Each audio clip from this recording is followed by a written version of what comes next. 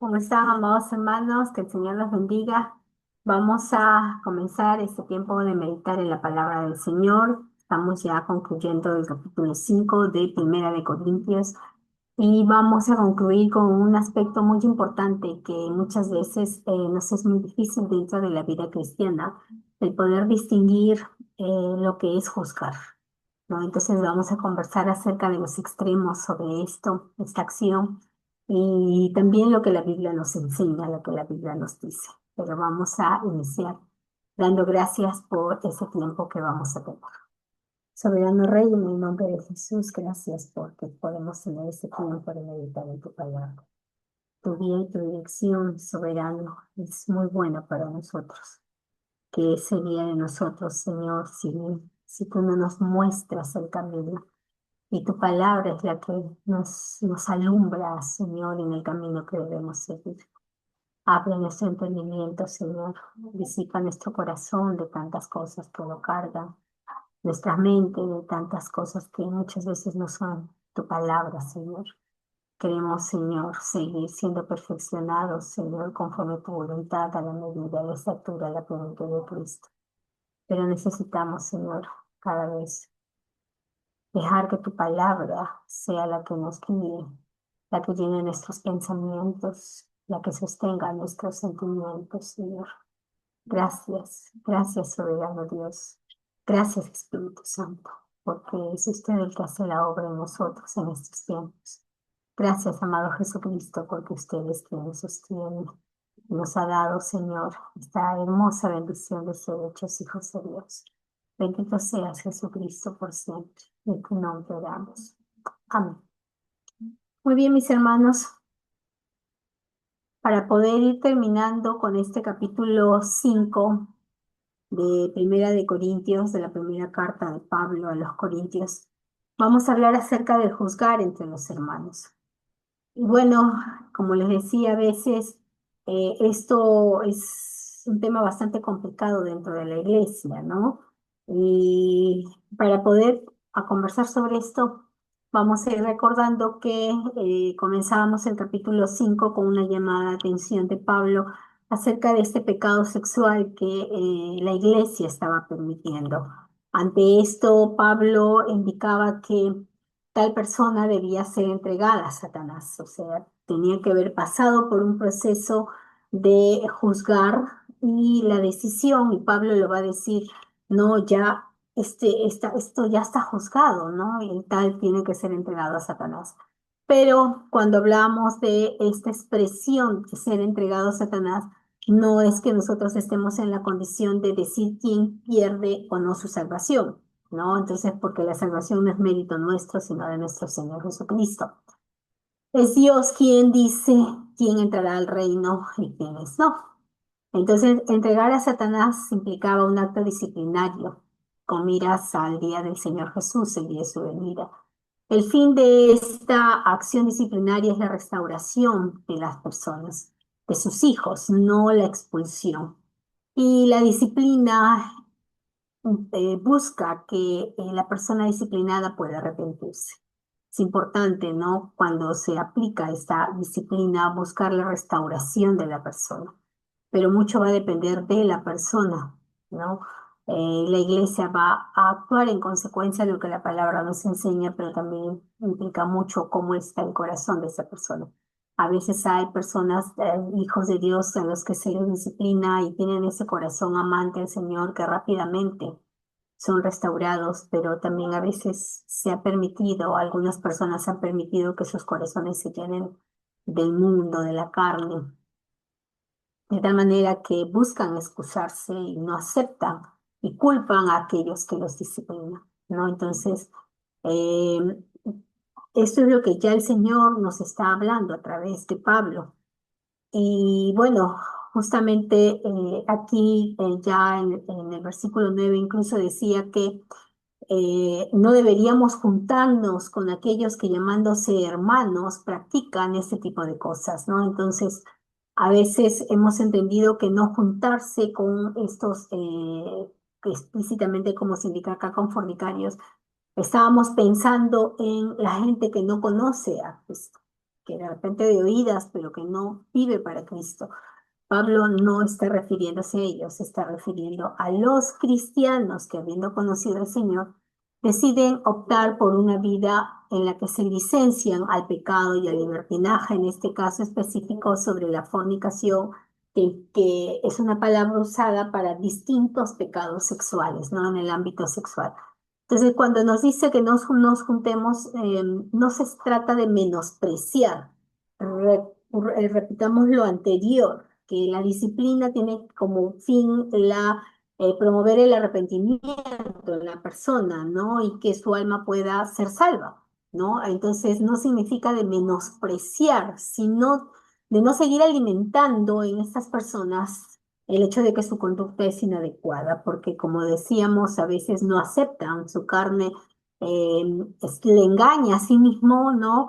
Eh, Indicando de que él está bien o ella está bien y es la iglesia la que está mal, ¿no? Entonces, eh, al separarse de estas personas que están en esta situación, orar por ellas, ¿no?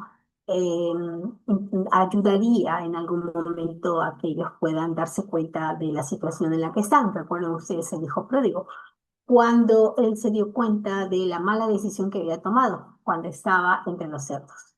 No fue que alguien le dijo, ya su papá le había hablado cuántas veces, y es muy posible que mucha gente alrededor, pero a veces se tiene que pisar fondo, tocar fondo para poder darse cuenta y volver a casa. Entonces, son enseñanzas que ya la palabra nos está dando, ¿no?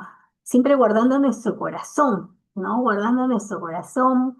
Y es ahí donde queremos entrar a esta última parte del capítulo 5, ¿no? Respecto a este pecado de la fornicación, en el versículo 12 dice, porque ¿qué razón tendría yo para juzgar a los que están fuera? Recuerden que nosotros no juzgamos a los que están afuera. Dice, no juzgáis vosotros a los que están adentro, porque a los que están fuera Dios juzgará, quitad pues a ese perverso de entre vosotros. Entonces, aquí, terminando el capítulo 5, el Señor inspira a Pablo sobre algo muy claro que nosotros debemos tener en cuenta cuando se aplica esta disciplina nuestros hermanos dentro de la iglesia. Nos dice, ¿no? Que nosotros no juzgamos a los que están fuera, ¿no? Eh, ¿Qué razón tendríamos nosotros para juzgar a los que están fuera? Porque es Dios el que juzga a los que están fuera. Es Dios el que juzgará, ¿no? A la humanidad. Por eso nosotros también debemos tener mucho cuidado cuando la palabra aquí nos dice sobre el juzgar, que ahora vamos a analizar exactamente qué es juzgar.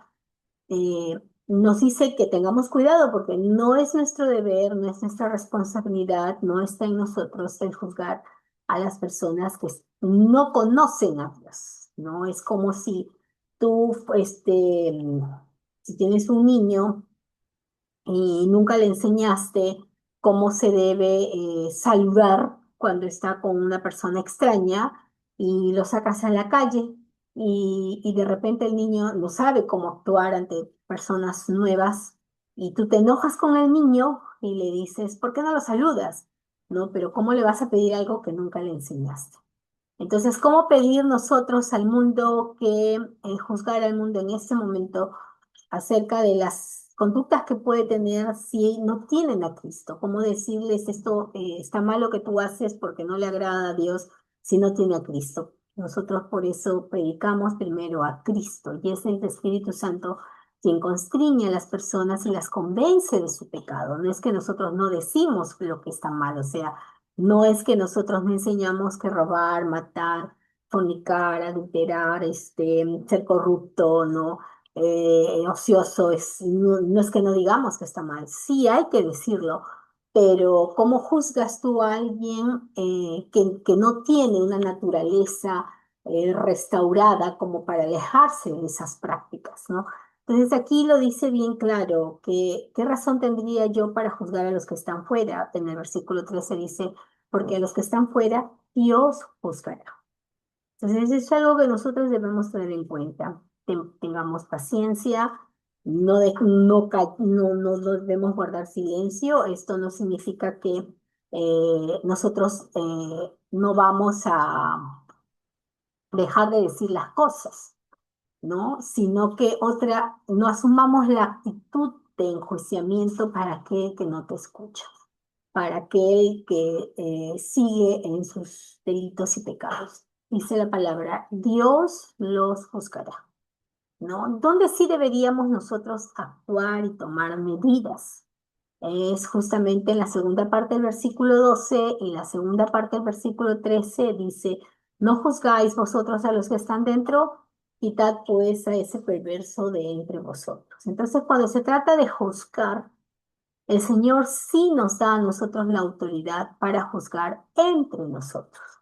Si somos nacidos del Señor, que vivimos conforme a su palabra, nosotros debemos juzgar entre nosotros. Y justamente este capítulo 5 inicia porque la iglesia de Corinto no había juzgado este pecado sexual que se había estado observando. La iglesia lo había tolerado. Y justamente a veces cuando hablamos de juzgar, y sobre todo juzgar entre hermanos, porque eso es lo que estaba terminando esta carta de Corinto diciendo que debemos juzgar entre nosotros, juzgarnos entre hermanos. Justamente juzgarnos entre nosotros a veces es mal entendido y muchas personas, muchos cristianos no desean hacerlo o lo ven mal.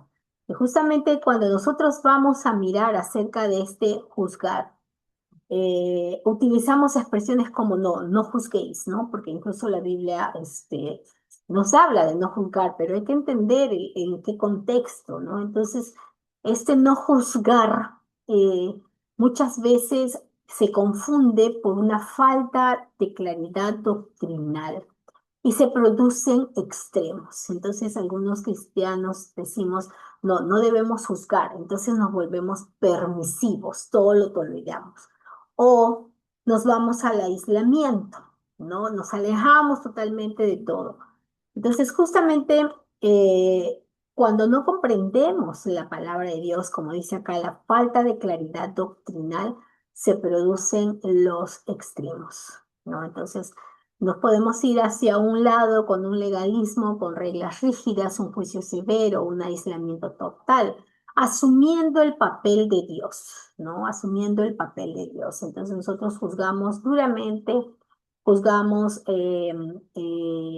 como si ya nosotros fuésemos Dios, e incluso nos enojamos con Dios cuando sentimos que Dios no está tratando o castigando a alguien que se lo merece, ¿no? Entonces, recordemos los versículos anteriores, ¿no? Que la palabra de Dios, el Señor a través de Pablo nos dice que al mundo no es nuestra tarea juzgar. Orar por aquellos que actúan con maldad, sí, pero oremos primero por su salvación. Recuerden ustedes a Pablo.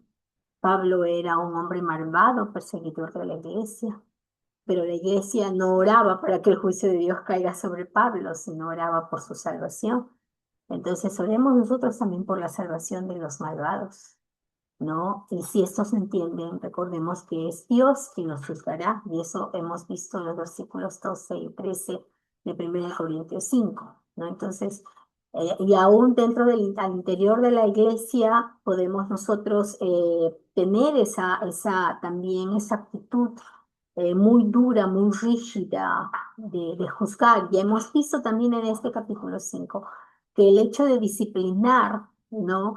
No es castigar para satisfacer una necesidad de justicia nuestra, para sentirnos bien con nosotros mismos, sino que la disciplina es el amor al otro. La palabra nos enseñaba, ¿no? Que como el Señor al hijo que ama disciplina.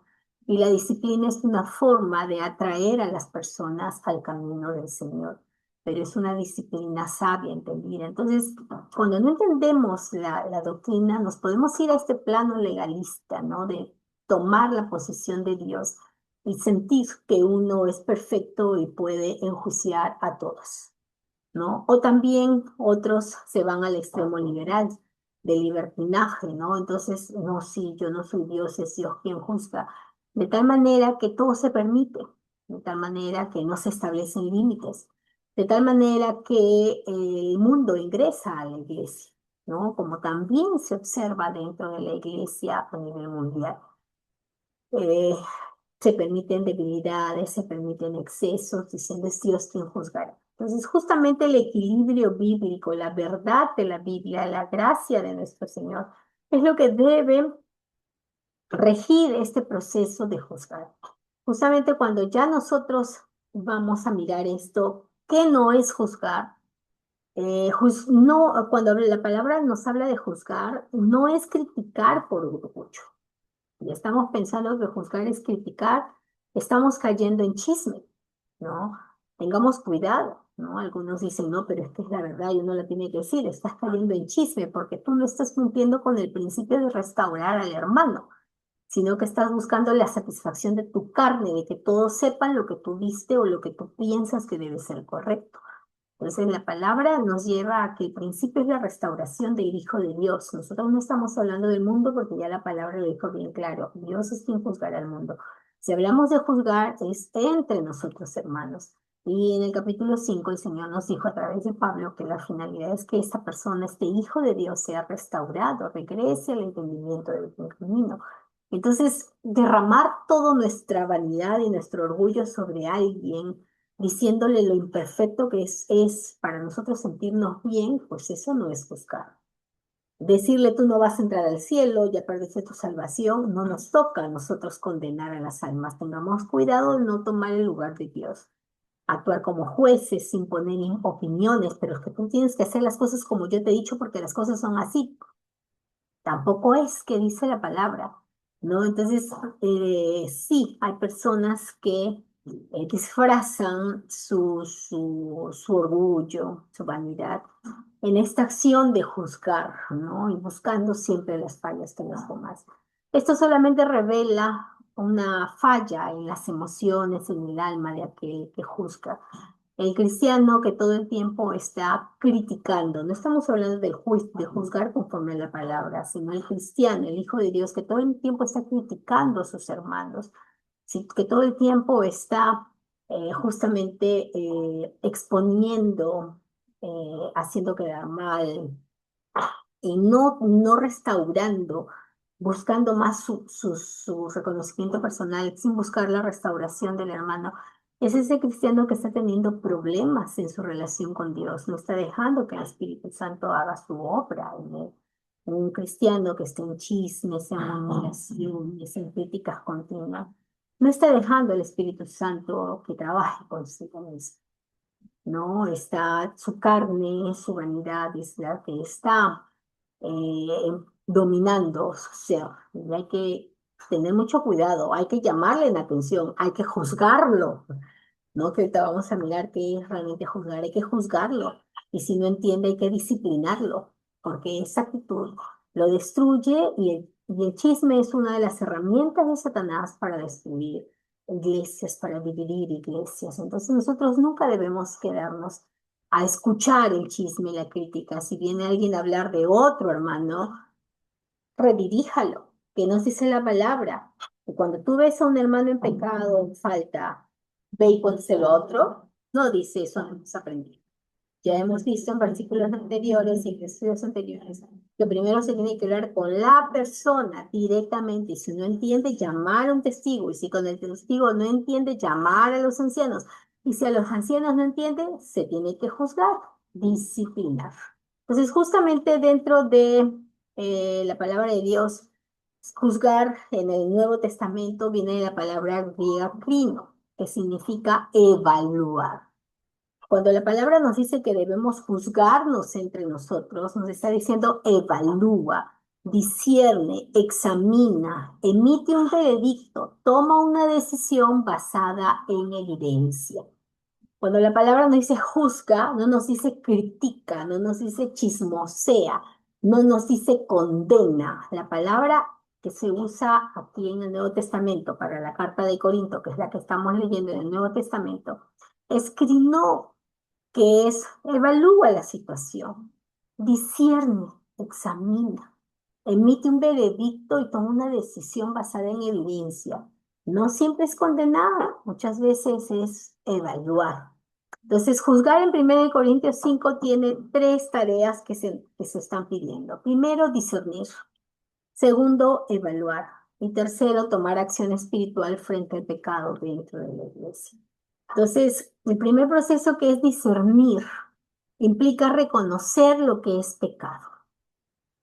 Justamente en Hebreos 5:14 nos dice que el alimento sólido es para los que han alcanzado madurez, para los que por el uso tienen los sentidos ejercitados en el discernimiento del bien y del mal.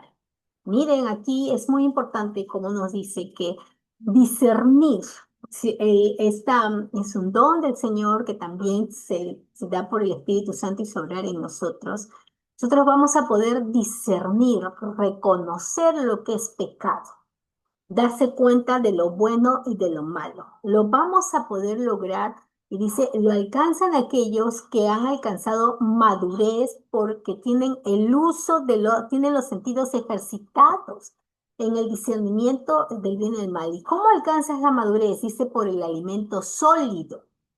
Si tú quieres discernir, reconocer lo que está bien y lo que está mal, porque juzgar primero es discernir qué está bien y qué está mal. Entonces, hay personas que no disciernen, juzgan en función a sus pensamientos, juzgan, pero es que yo pienso, es que yo creo, no están discerniendo. La base del discernimiento, dice, es el alimento sólido, pero el alimento sólido es para los que han alcanzado madurez, para los que por el uso tienen los sentidos ejercitados en el discernimiento del bien y del mal.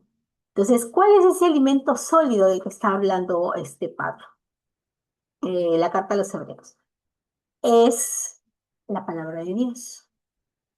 Justamente Pablo en 1 Corintios le dice, ustedes ya deberían estar comiendo carne, pero todavía siguen en leche espiritual, porque son inmaduros. A ese le llama el cristiano carnal. Recuerdan ustedes que hemos mirado también esto. El cristiano carnal es el que no procesa el alimento sólido, siempre está por cositas superfluas de la palabra. Ese es el cristiano que se alimenta de textitos al día y a la semana o al mes, ¿no? Entonces come cositas simples y cuando viene la palabra y penetra, como dice, a las profundidades de su ser, mucho se desanima, ¿no? Entonces, aquí el discernimiento, para que tú puedas juzgar, el primer paso es discernir. Y si no disciernes lo que es pecado y lo que no es pecado a la luz de la palabra de Dios, entonces estás juzgando según tus parámetros, según tus estándares, según tus criterios, según tu manera de ver. Entonces ahí empezamos mal, por eso viene el chisme, la murmuración, la crítica. No se va de frente a la persona, sino te vas a los costados a decir las cosas a los demás. Entonces la palabra es muy clara en este sentido. Primer paso, discernir. Y se discierne aquellos que pueden alimentarse con alimentos sólidos, con una palabra continua, no con lechecita de ocasiones. Luego de esto, se nos pide evaluar. Una vez que tú observas y disiernes, esto no es de Dios, esto sí es de Dios, porque conoces la palabra y la manejas, tienes que evaluar. Y no se juzga por cultura ni emociones, sino por el carácter de Cristo. Juan 7:24 nos dice, no juzguéis según las apariencias, sino juzgad con justo juicio. Yo creo que el Señor está diciendo. No juzgues según lo que tú observas, sino con un justo juicio. Entonces, evaluar según el carácter de Cristo. ¿Qué haría Cristo en esa situación?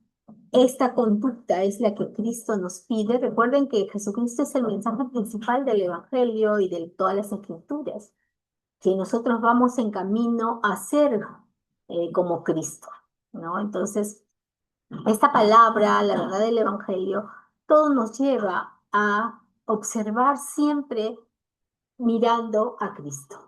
Entonces, tienes que discernir diferenciando lo que está bien de lo que está mal y tienes que evaluar. ¿Y cuál es tu parámetro para comparar, para evaluar a Jesucristo? No tú, no lo que tú has hecho. No compares contigo o con fulano o sutano, ¿no? Nosotros debemos evaluar todo a la luz de quién es Jesucristo. Entonces, si hay un punto de comparación, es con Cristo. Por eso mismo Jesucristo decía, Tú que juzgas a tu hermano, primero mira la viga que está en tu ojo antes de mirar la paja, ¿no? La pajita y la viga. No te está diciendo que no juzgues, te está diciendo que primero te mires a ti mismo, ¿no? Entonces, no te está diciendo que no juzgues, repito, sino que te mires. Entonces, cuando uno para juzgar, para evaluar, porque esa es una responsabilidad, es un deber, no es un derecho, es un deber de la iglesia el juzgar dentro de la iglesia, el discernir, el evaluar, ¿no? Es un deber, lo tienes que hacer siempre con gracia y misericordia, mirándote a ti mismo, qué vida tienes en tu vida y de repente el hermano está haciendo mucho menos de lo que tú haces. Entonces, así como tú vas, el Señor te ha puesto para juzgar dentro de tu hogar, tomar decisiones entre tu familia, ver qué está mal y buscar esa corrección. Igual en la iglesia y hay que hacerlo con la gracia, la misericordia, la bondad de Dios. Porque ¿quién va a ser igual a Cristo? ¿Quién podrá decir yo ya lo alcancé? El mismo Pablo decía, ni yo mismo pretendo haberlo ya alcanzado, ¿no? Entonces, tengamos mucho cuidado en ese sentido. Y finalmente, una vez que has discernido, te has dado cuenta de, de si lo que la conducta que se está observando es pecado o no es pecado, a la luz de la palabra de Dios, evaluando en función al carácter de Cristo, a la centralidad, al modelo de vida que Cristo nos ha dado, a partir de eso se tiene que actuar responsablemente, se tiene que actuar, se tiene que tomar una decisión. Entonces, si la persona está en falta, está en pecado, hay que confrontar. No hay que ir a contar a otros, sino hay que confrontarla directamente. Hay que llamarla al arrepentimiento, porque ese es el fruto de juzgarnos entre nosotros. El fruto, el resultado de juzgar entre nosotros en la iglesia no es que maltratemos a las personas, sino traerlas al arrepentimiento. Por eso no todos juzgan dentro de la iglesia. Ya es el Señor el que establece a personas, ancianos, los pastores, ¿no? Que ministran a la iglesia y pueden juzgar a la iglesia. Por eso hay toda una serie de requisitos para los ancianos, para aquellos que van a fungir como los siervos del Señor, ¿no? Para que tengan esa madurez que se espera para poder justamente juzgar, ¿no? Porque si eres un niño espiritual, vas a juzgar como un niño. Y un niño pues está aquí pequeño todavía y su mirada del mundo es pues a la altura de lo que él está. En cambio el adulto ya mira más, ya ve más cosas. Entonces, no se trata de edad, sino de la madurez espiritual, ¿no? La madurez espiritual, algunos en la iglesia todavía son niños espirituales, como diría Pablo, cristianos carnales, ¿no? Más sujetos a sus pasiones y no dependiendo de la gracia salvadora, no obedientes a la palabra del Señor. Entonces, el fruto del juzgar es actuar responsablemente, ¿no? Confrontar, llamar al arrepentimiento y si persiste, excluir de la comunión, como bien Pablo lo dijo, ¿no? Entregarlo a Satanás, que ya hemos visto a qué se refiere esta expresión. No es condenarlo porque no nos toca, ¿no? Sino excluirlo de la comunión y a la iglesia se le pide que no se reúna ya con esta persona, orar por estas personas, este hijo de Dios, esta hija de Dios, pero no alimentar su error. No, no a juntarse de pobrecitos, qué malos que han sido, mira lo que te han hecho. Eso no le ayuda a arrepentirse. Bien decía Pablo que sabe Dios que en el día del Señor pues pueda ser salvo, ¿no? No eh, pueda salvarse. Y ese es el deseo de todos nosotros como hijos de Dios, encontrarnos con todos nuestros hermanos en la gloria. Entonces, miren la importancia de juzgar. Juzgar implica que podamos discernir, que podamos evaluar, que podamos tomar una acción responsable. Pero ya lo hemos visto en la palabra que esto no lo hacen pues todos, sino que, como decía la palabra, aquellos que han madurado espiritualmente por el ejercicio continuo del discernimiento y se alimentan de la palabra de Dios. Entonces, es una orden de nuestro Señor que entre nosotros debemos juzgarnos. Y el Señor ha establecido personas dentro de su iglesia para hacerlo, ¿no? En el caso de Moisés, su suegro le recomendó trabajar con ancianos. La iglesia de Hechos también levantaron diáconos que cumplían no solo con la labor de administración, sino también de poder juzgar las situaciones que se vivían dentro de la iglesia. Y eso ayudaba también a los apóstoles, quienes eran los que terminaban haciendo este acto de juzgar ya en los casos más complejos, ¿no? Donde se necesitaba que ellos puedan intervenir. Entonces, juzgar entre hermanos es lo que hemos visto ahora. Sí, el Señor nos dice que debemos juzgarnos entre nosotros. Y ha establecido parámetros y criterios. También nos ha dicho que a nosotros no nos toca juzgar al mundo. Pero justamente ya la próxima vamos a mirar acerca de esos conflictos legales. Justamente en Primera de Corintios, el capítulo 6:1, hace una llamada de atención. Comienza diciendo: ¿osa alguno de vosotros, cuando tiene algo contra otro, ir a juicio delante de los injustos y no delante de los santos? Este es otro problema que se va a presentar en la iglesia de Corinto. Termina el capítulo 5 diciendo: ustedes tienen que juzgar en la iglesia estos actos de pecado que se están cometiendo. No los deben esconder ni aceptarlos, los deben juzgar, discernir, evaluar y actuar con disciplina, si es lo que se requiere.